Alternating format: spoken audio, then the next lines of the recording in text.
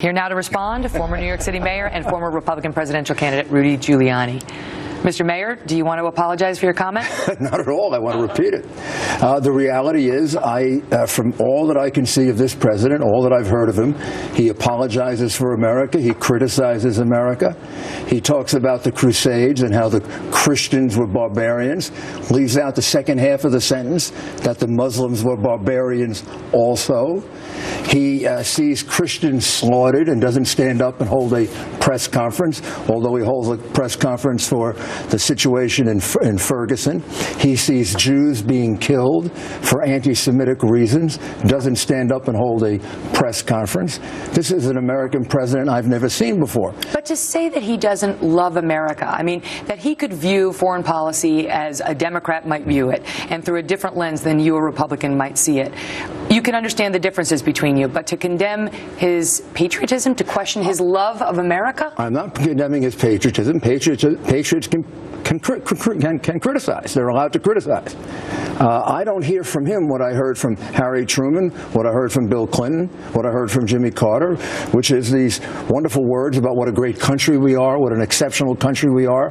When he called us an exceptional country, he said we're an exceptional country, but so is Greece back 3,000 years ago. Doesn't mean he doesn't love America. Well, I haven't. A lot of liberals don't believe in American exceptionalism, but that doesn't mean they don't love America. Well, I don't feel it. I don't feel it. I don't feel this love of America.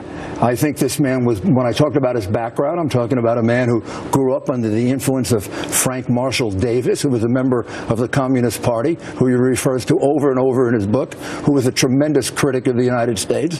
This is a man who worked under Saul Alinsky, who was a tremendous critic of the United States. I believe his initial approach is to criticize this country, and then afterwards to say a few nice things about us. But when you say that he wasn't raised to love America, I mean, he was raised in part by his grandparents. His grandfather served in World War II.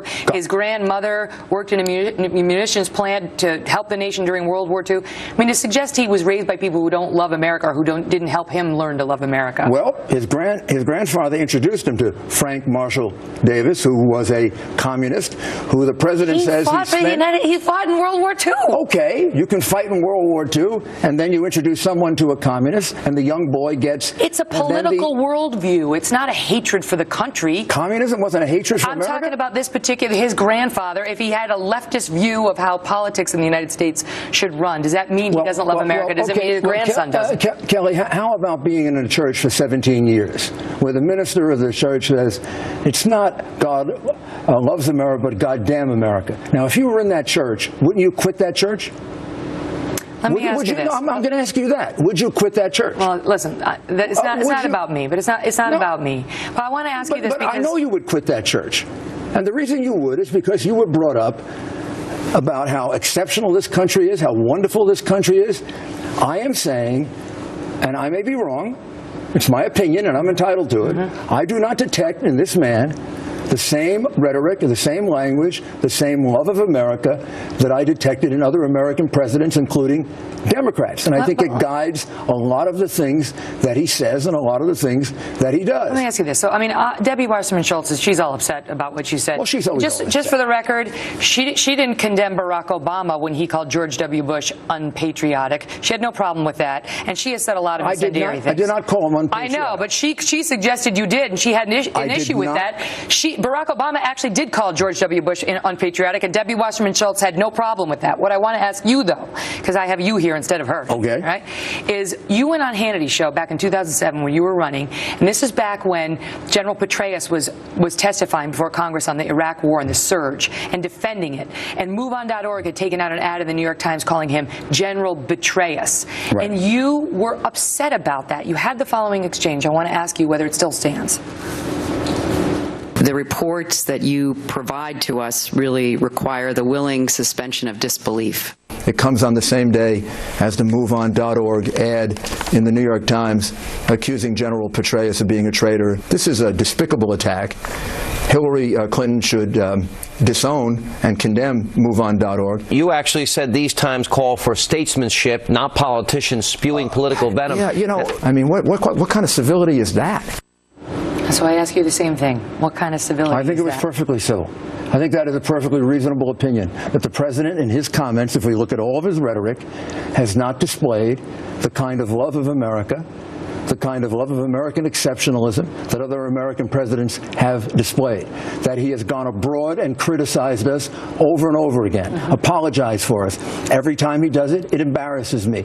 I was in Europe a lot this summer and this fall, and all I heard about is the bigoted American police departments, and I never heard the President of the United States defend the policemen of America, 800,000 of which put their lives on the line for us. What about the critics who say you've hurt the GOP? Because now you've got some people coming out and saying, these Republicans, this is how they are. I mean, that's what Debbie Wasserman Schultz, she wants Scott Walker to disavow your comments. She's the head of the DNC.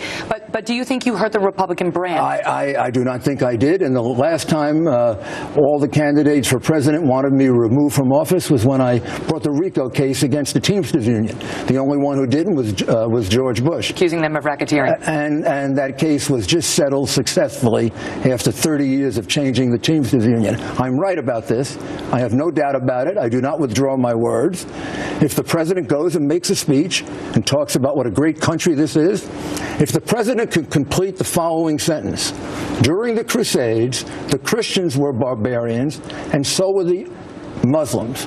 If the president could say Islamic fundamentalist terrorism is our enemy, I will applaud the president.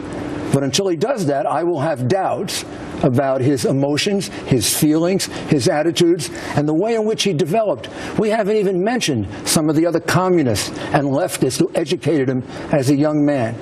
But all we need is Reverend Wright, 17 years in that church, and that man condemned America over and over and over again, and he remained a member of that church. The president suggested he wasn't there for those sermons. The other parishioners didn't tell him about it? I would have walked out of that church in 2 darn seconds because I love my country. Mr. Mayor, thanks for being here. Thank you. All the best, sir. We're taking your thoughts on it now.